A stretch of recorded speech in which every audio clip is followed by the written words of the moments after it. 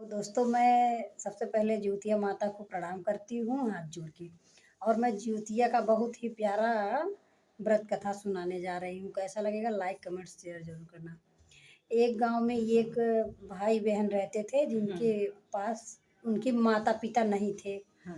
तो धीरे धीरे दिन बीतता गया और वो माता पिता के बगैर थे, इसलिए भाई बहन में इतना ज़्यादा प्यार था कि दोनों एक दूसरे बगैर कहीं रह नहीं पाते थे।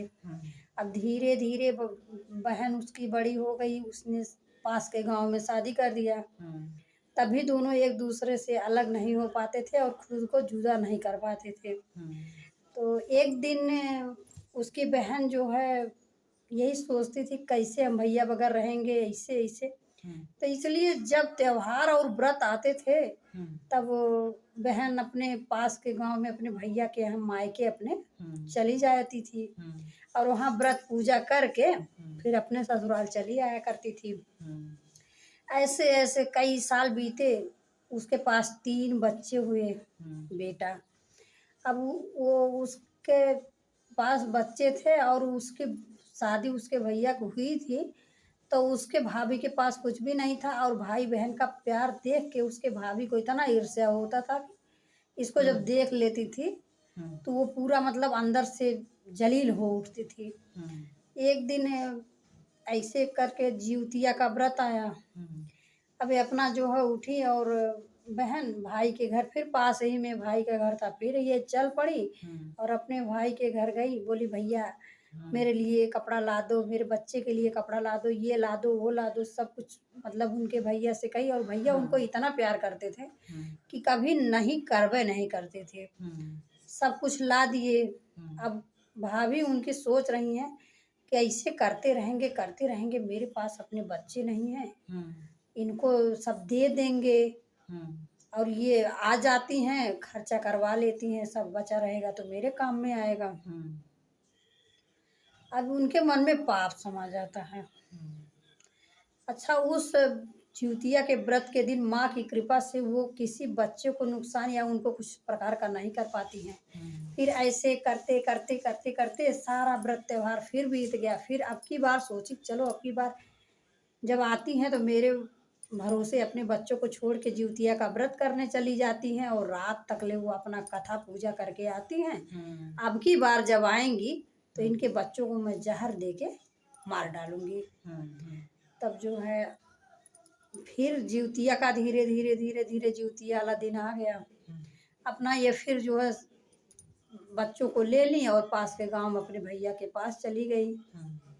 अब भाभी के मन में तो पाप बैठा है पहले से ही कि अब की आने दो।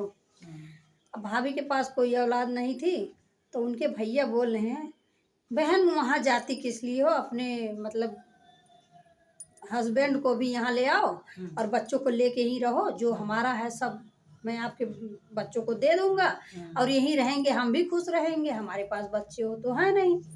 उनकी भाभी कह रही अरे इनको काहे दे दोगे, हमारे भतीजा हैं उनको दे देंगे, अपने भाई को दे देंगे, इनको काहे दे देंगे, इनके पास तो है। अच्छा चलो ठीक है, बोले वो चलो ठीक है। अब फिर जो है वो अपना सामान वामान बोली उनके भैया लाए, वो चली गई पूजा के लिए।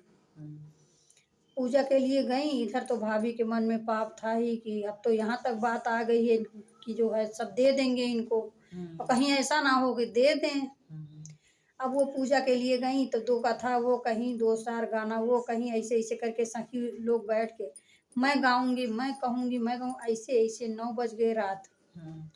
अब ये सोच रही हैं कि कैसे दें, जहर रखी हैं एक बच्चे को ये जहर पिलाई। अब वो बड़ा था, जोर जोर से चिल्लाने लगा। अब वो चिल्लाते चिल्लाते मर गया। अब मझिला वाला बोल रहा है तुमने भैया को मार डाला, तुमने भैया को मार डाला। अब ये सोच रही हैं कि अगर इसको भी नहीं मारेंगे तो सब बात खुल जाएगी और अभी वो पता नहीं कब आएंगी। ये क्या कि उसको उठा के पटक दी, वो भी मर गया। अब बात आई तीसरे बच्चे की। अब वो बहुत ही छोटा था। अब ये तीसरे बच्चे को जैसे उठा के पटकने ही वाली थी, उधर से वो आ गई, देखी कि उसके सब बच्चे मर गए हैं। अब वो अपने छोटे बच्चे को छोड़ के रोने लगी। रोते रोते शाम के बाद भिनसारा हुआ। तो भिनसारा जब सब लोग गोटे जाते हैं वहाँ अपने बच्चों को लेके वो अपना रात भर रो रही थी। इधर उनके भैया भाभी जो है दोनों बच्चों को छुपा दी थी। भैया उनके मतलब सोचे कि चले जगा दे, मेरी बहन जाएगी अपना गोटे जो भिनसारा में जाते हैं उसको पोतने वोतने, कहीं कि जाएगी चले जगा दे। जब वो गए तो वहाँ देखे है ये नहीं, पूछे कहाँ गई, कहीं कहीं वहीं है, उनका कौन बात बा। तो अब वो इतना प्यार करते थे कि उसको देखे बगैर रह ही नहीं पा रहे हैं। तब उधर से सब महिलाएं लौट रही थी, बोली आपके बहन तो वहाँ पे रो रही हैं बच्चे को लेके। अब ये गए इस प्रकार से, अब देखे अपनी बहन को पकड़ के ले आए, पूछे काहे रो रही हो, बताई कि मैं भाभी ने मेरे सारे बच्चों को मार डाला, इसको भी उठा के पटकने वाली थी। अब भैया एकदम पागल हो गए, ये पागल हो गई दोनों लोग। अब ऐसे ये वहाँ रोती रोती अपने ससुराल गई। ससुराल में अगला जब जिउतिया का व्रत आया तो फिर से एक बच्चा तो बचा था, उसके लिए व्रत अपने घर पे की थी, अपने घर पे व्रत की थी। और जब जा गई तो वो दिन कैसे भूलती हूँ, उनके 2 बच्चे मर गए थे। अब वहाँ सब लोग कहानी कथा सोहर गा रहे हैं और वो जो है विलाप कर रही, रो रही हैं, रोते रोते रोते रोते पूरा दिन बीत गया। माँ ऐसी कौन कमी हुई कि मेरे बच्चों के साथ मेरी भाभी ने ऐसा कर दिया। तब जब सब लोग चले आए तो जिउतिया माता जी प्रकट हुई, बोली कि सबसे बड़ी कमी तुम्हारी ये थी, किसी के यहाँ नहीं जाना चाहिए, व्रत कथा पूजा अपने घर पे करना चाहिए, किसी के घर पे नहीं करना चाहिए। तुम हर साल वहीं जाती थी और वो तुमको ईर्ष्या के भाव से देखती थी। जो पूजा आता था उससे प्रेम से मंगा के चढ़ाना चाहिए, जो तुम मंगवाती थी वो कच कच कच कच अंदर अंदर करती थी। इसलिए ऐसा हुआ।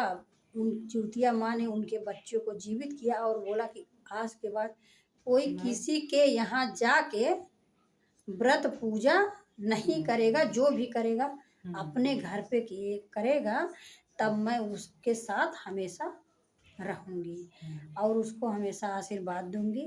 इस तरह से उस बेचारी गरीब बहन, अनाथ बहन का भला जिउतिया माता ने किया। ऐसा सब लोग कीजिए और उनकी कृपा बनी रहेगी।